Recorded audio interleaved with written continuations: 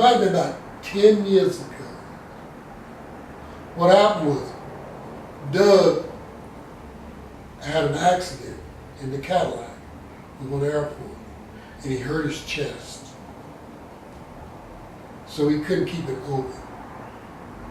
It had all the chairs and everything in it, just like always. He hurt himself. And, you know, he couldn't keep it open.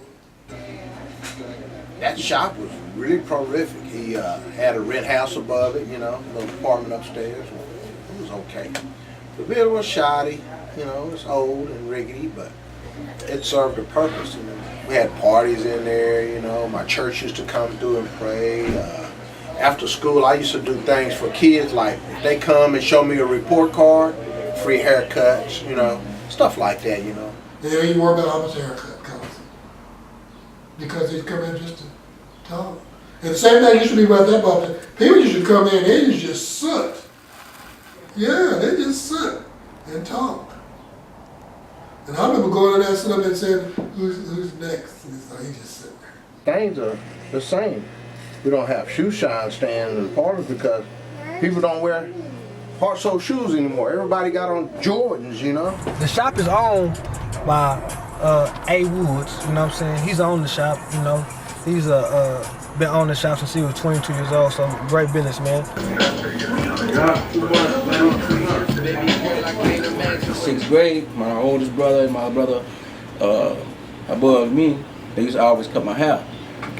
And one day they just told me like, yo, I ain't finna cut your hair no more, man. You have to cut your own hair. I was like, man, I gotta go to school tomorrow. So alright, so you know, I went in there, I got the clippers, man, put the one guard on there and just cut it down.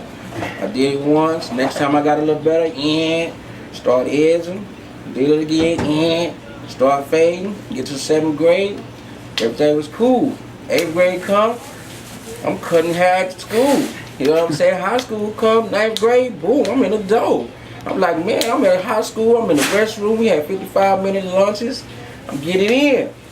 $3 haircuts, Then we moved to the hood. At my mama's house on the porch, I'm charging $5 now. I'm moving up a little bit. So I cutting. And then I had this old school barber, man, that I started working for. Actually, he drove by my house. And he said, yo, get up off that porch, you shade tree barber. I said, what? I ain't no shade tree barber. Man, I cut just as good as you. He said, yeah, show me there. I said, all right. So next thing I know, I started going to barber school. And then it was just so ironic that like, soon I get out of barber school, the first place I started working at was just Shannon Scott's shop. The same cat that told me, get off the porch, you shade tree barber. I said, man, that was the weirdest thing ever. So now he done passed me the torch. And I thank that man for doing that for me, you know what I'm saying? And that's how I am where I am right now. You know what I'm saying? It's called setting trends. We was cutting up over there.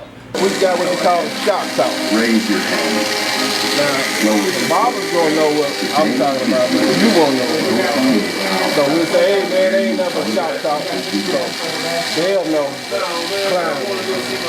So you say we're going May? Where you going, Rick? You know you get away, May? You already know they gonna go. I already know. We can get that out. Somebody said it. I didn't say it. I said it. Somebody said it. That's the best shoe. Yeah, that's the best shoe out there. Good for your arches and everything.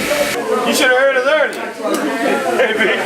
Hey, you hear me, Jerry? You should have heard us earlier. Me and him was going at it. That's the preacher. No, we just doing that. We just doing the half fun. That's shop talk. A lot of knowledge. It's like our little social club. You know, everybody be going through different phases. Everybody have different outlooks. And most of the time, you know, everybody have different views, but some other people look at things different sometimes. And so they come to either one of us, either barber or the friends that's off in here, and we talk about it.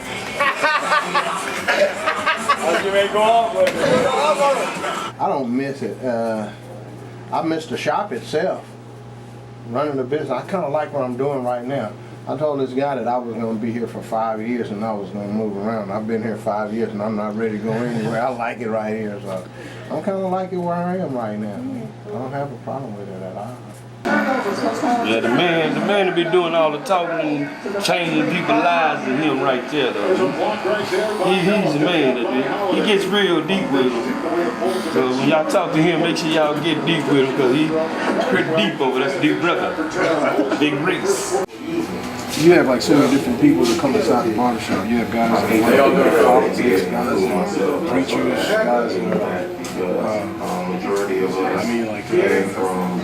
dishwashers, you know.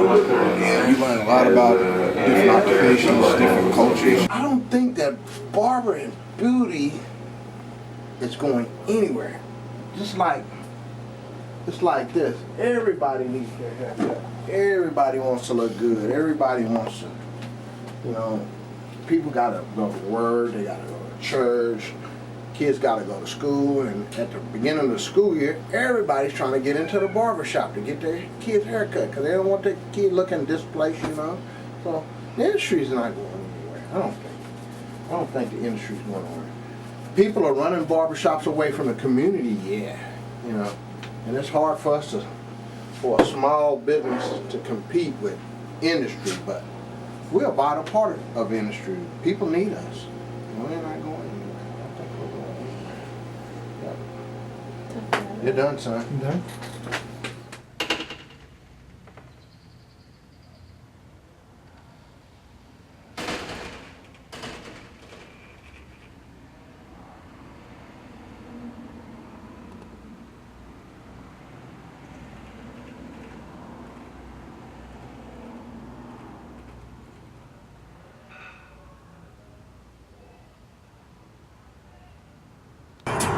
I got these shades from the shop. I got a shirt hanging up in the back and a rack on the shop. You know, it's just a lot of shit, you know. So it's just really our own community. It's its own business, and it's a part of the community as well. And I just like the industry that goes on. You know what I'm saying? It's all about industry. That's what we do. We progress. We change. We learn. We advance. New degrees. We try to impart that in the youth that's coming up as well. Let them know that, hey, you can live free, you know what I'm saying, and achieve your goals and just make it happen. Do what you want to do, you know, but just do it smart, you know, keep your eyes on the prize, and always show love. Not one time, not two times, but always show love. You're going to be all right.